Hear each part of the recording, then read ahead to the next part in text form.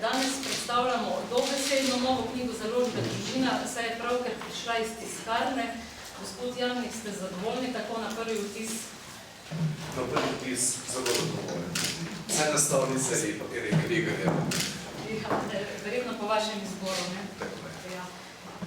V naši sredi pozdravljam profesorja dr. Jožeta Trontla, predsednika Slovenske akademije znanosti in umetnosti, dr. Zvito Pesek, urednico na televiziji Slovenija in publicistko, Alija Žljardina, urednika sobotne priloge Dela, profesorja dr. Janeza Juhanta z Teološke fakultete in seveda gospoda Toneta Jamnika.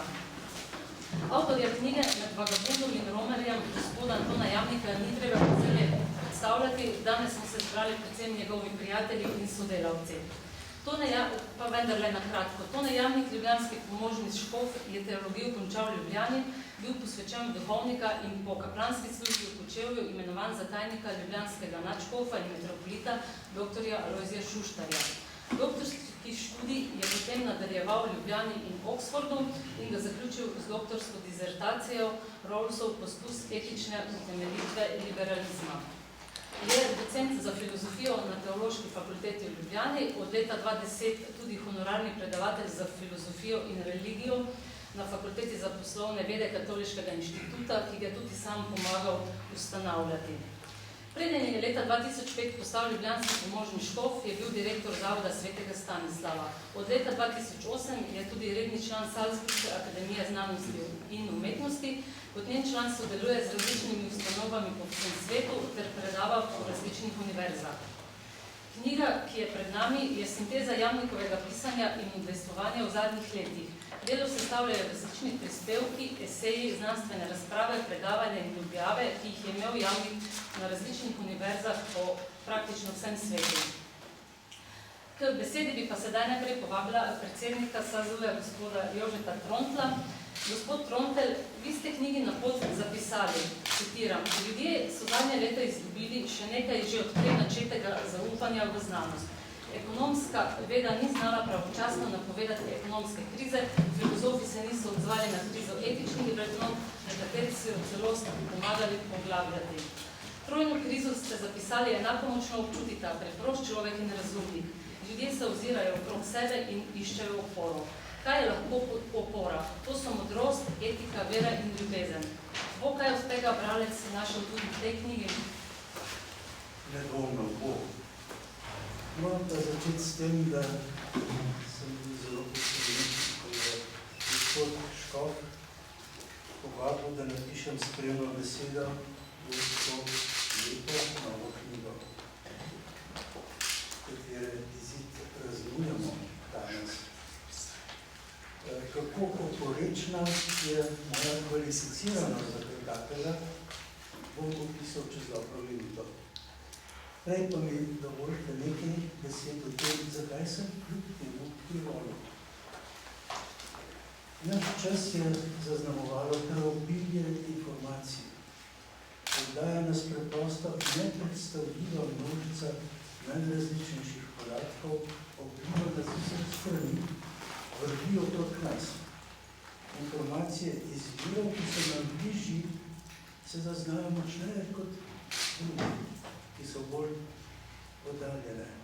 In to je pogosto povsem nepovezano s korigeracijskim pomenom. Ene in druge se menjajo same od sebe v nekakšnem naključnem neredu.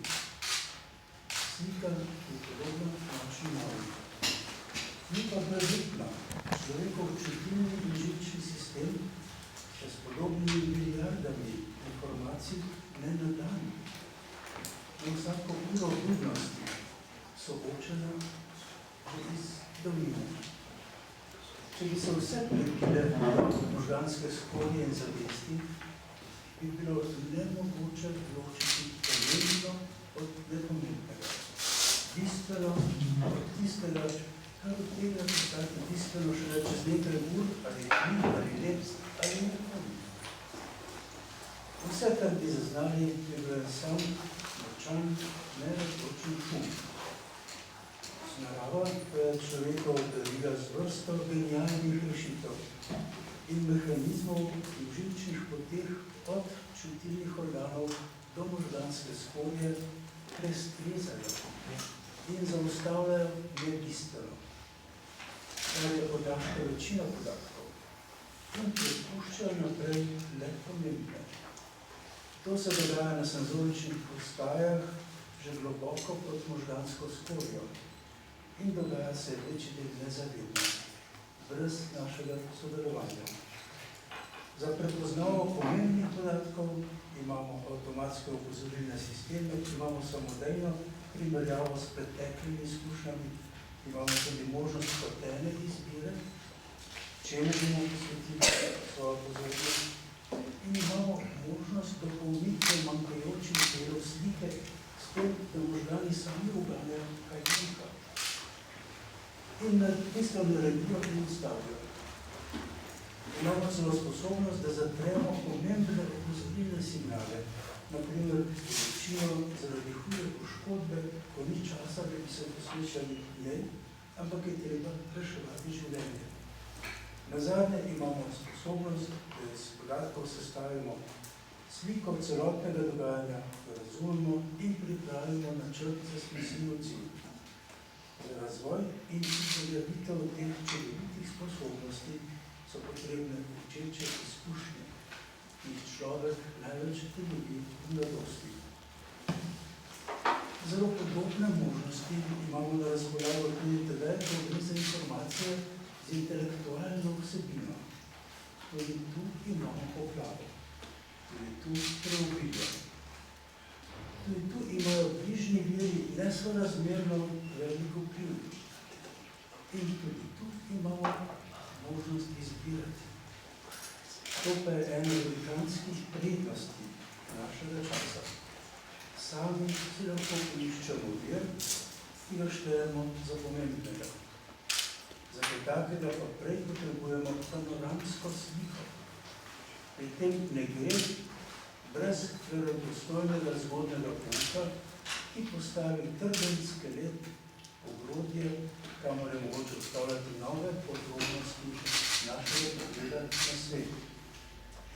Ta pouk pa je velikanska odgovornost slehernega rodu človeške družbe od davne preteklosti naprej, tudi našega.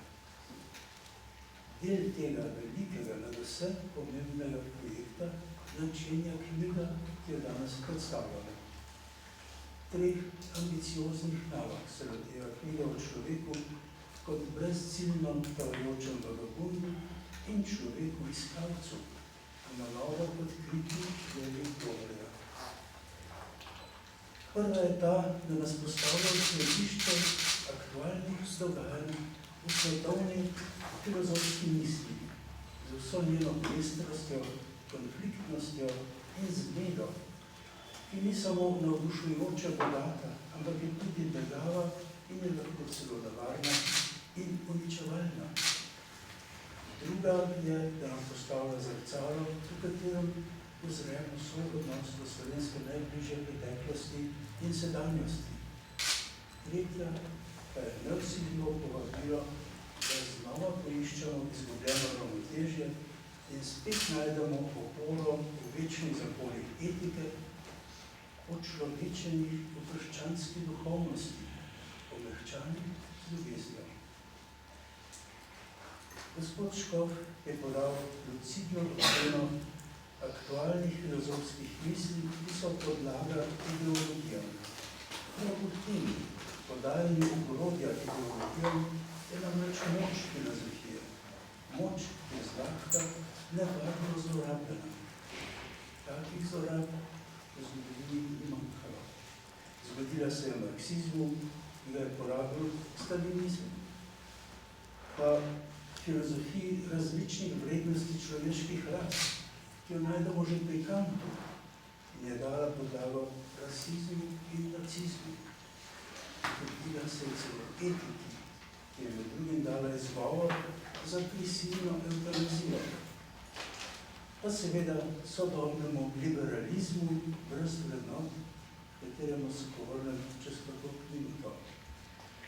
Filozofija seveda ni edina panoga znanosti, ki so jo prizadele zlorabe. Teologija je posredno prispevala k razvoju nevarnih verskih sekt. Še več zlorab je bilo v naravoslovnih vedah. To mislimo na medicino z eugeniko in okrutnimi poskusi na človeku, na fiziko z nuklearnimi bombami, na kemijo z vojnimi strupi, na biološke vede, ki jih poskušajo uporabiti za pridelavo biti nove vrste, gensko modificiranih organizmov, človeških klonov in križancev med človekom in živaljo. Nazadnje se lahko spomnimo na informacijske tehnologije, ki bodo državljanom vzele zasebnost in jih naredile prosojne zaradi boljšega nadzora in pomiritve njihove svobode. Naj se torej vrnem filozofiji. Nekateri filozofi so me opozorili, naj se ne vtikam v vedo, ki je nisem študiral in jo ne moram poznati. Tudi etika, o kateri večkrat govorim ali pišem, je filozofska disciplina in jo je treba vzeti z zdravnikom in vrniti filozofom. Morda imajo do nekaj mere prav, če bi njihova opozorila malo dosledna, bi se moral med drugim odpovedati zeleni solati, čeprav imam prikosilo rad, saj nisem botanik in o botanični vedi ne vem skoraj ničesar. Zato, spoštovani, sem prejle začel z neurofiziologijo. Neurofiziologijo zaznavanja in spoznavanja. Tu se namreč počutim formalno pogledal.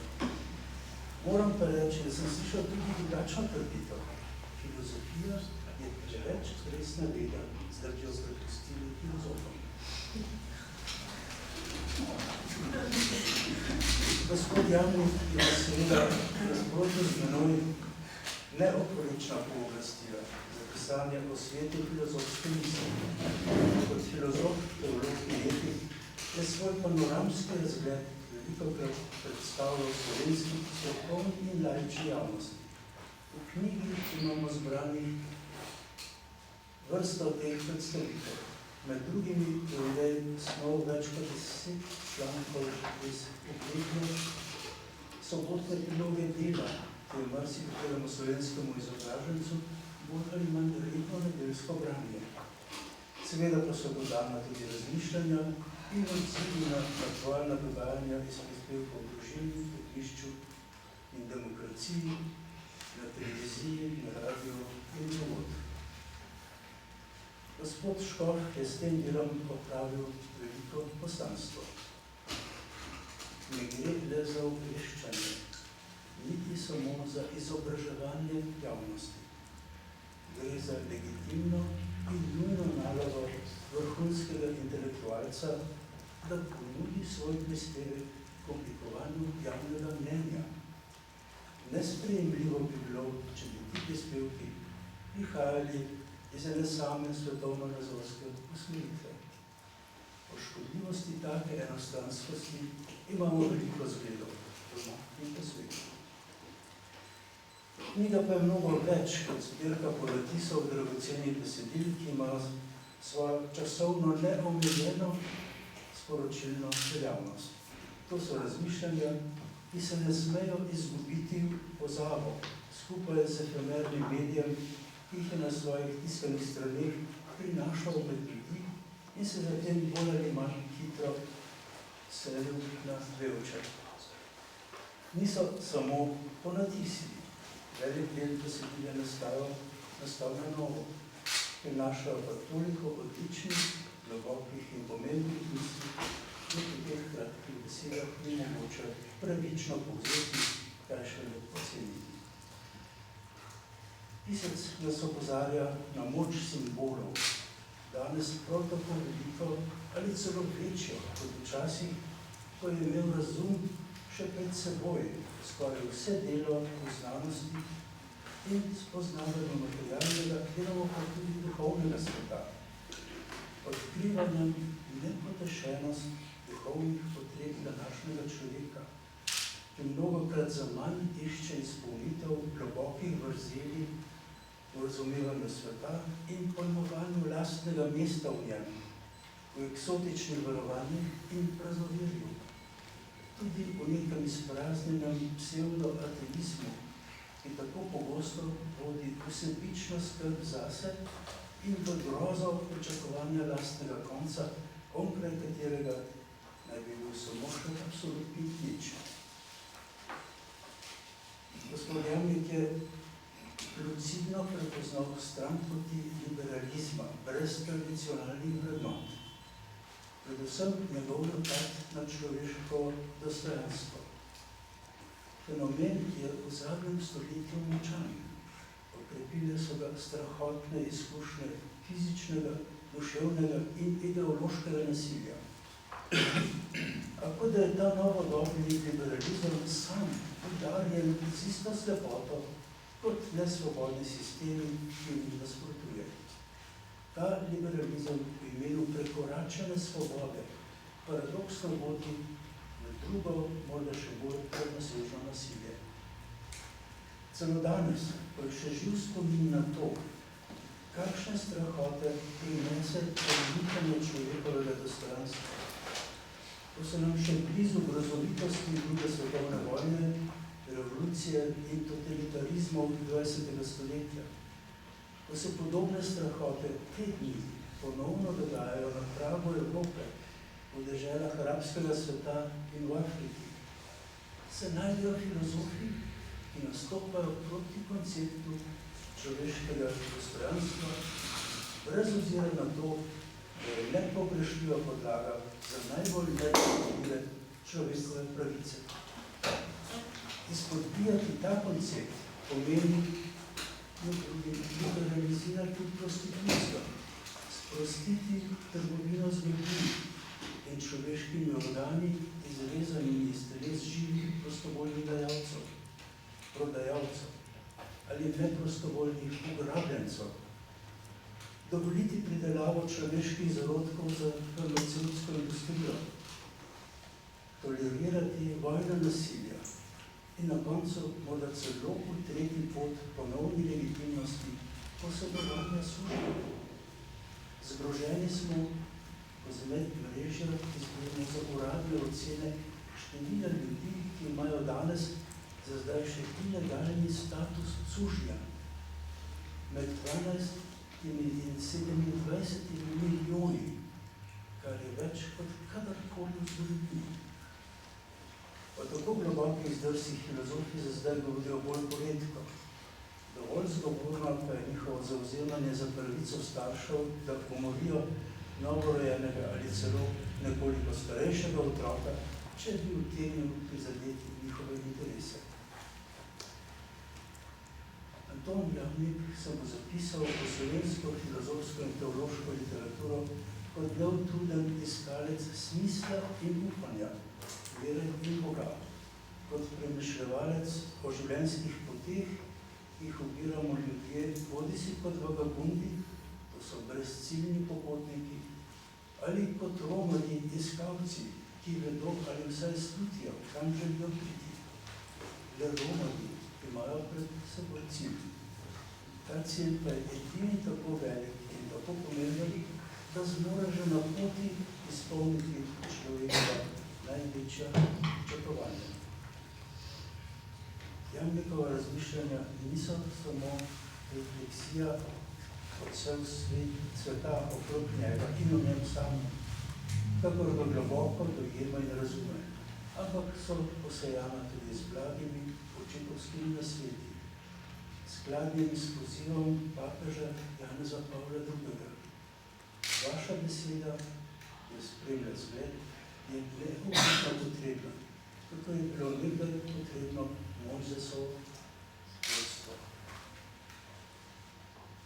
To je zapisano tudi v vaši knjigi. Če se deli knjige berejo kot pisanje našega sjajnega misleca, akademika Aleša Ušeničnika, potem drugi deli spominjajo Erika Froma, zadnjega velikega filozofa, ki si je drznil zarisati podobo boljšega človeka jutrišnjega dne in jo priporočiti ljudem v uresničenje. Pot torej je, zbrati bo treba le pogum za odhod na Romanijo.